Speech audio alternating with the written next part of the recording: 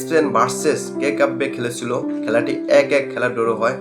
তারপর মাঠ থেকে ওঠার সময় এক সাংবাদিক বর্জিনাকে জিজ্ঞাসা করে, এই প্রথম বিশ্বকাপে এসে আপনারা স্পেনের সাথে খেলাটি ড্র করেছেন, আপনার কাছে অনুভূতিটি কেমন লাগে?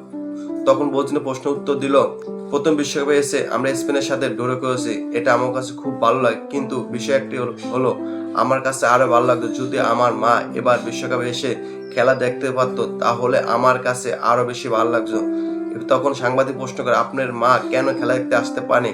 বর্জিনা তখন বলে, অর্থনীতির অভাবে আমার মাকে আমি বিশ্বকাপ মঞ্চে আনতে পারিনি। তখন এই কথাটা সোশ্যাল মিডিয়াতে খুবই ভাইরাল হয়ে যায়। ভাইরাল হওয়ার পর লিও মেসি যখন দেখে এই কথাটি, তখন লিও মেসি চিন্তা করে বর্জিনার মাকে বিশ্বকাপে খেলা দেখার জন্য আনার জন্য। তখনই সে ডিসিশন নেয় কিভাবে আনা যায়। তখন আমেরিকার যখন এয়ারপোর্টে আলোচনা করে কিভাবে তাকে আনা যায়, তখন ভিসা নিয়ে এবং পাসপোর্ট নিয়ে অনেক জটিলতা ছিল। তারপর মেসি বর্জিনার মাকে এবং বর্জিনার ফ্যামিলি আরো 3 জনকে আমেরিকার মাটিতে খেলা দেখার জন্য আনতে পেরেছে মেসি।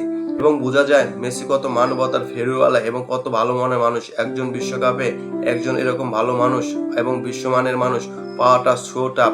কারণ এবার বিশ্বকাপে মেসির সাথে যে বেমানি করেছে ফিফা, সেটা বলার মতো না। তারপরে মেসি যে উদারতা দেখিয়েছে, সারা বিশ্বের মানুষ চমকিয়ে গেছে। বিশ্বকাপ শেষ হয়ে গেছে, কিন্তু বিশ্বকাপ পরে এই কথা শুনে সারা পৃথিবীর মানুষ মেসির জন্য দুঃখ প্রকাশ করেছে। মেসির সাথে এরকম আচরণ করা এবং বিশ্বকাপে প্রতারণা করা উচিত হয় নাই। মেসি এমন একজন ভালো মানুষ, সারা বিশ্বের মানুষের সাথে তুলনা করা যাবে না। Messi is the good man, Messi is the Superman.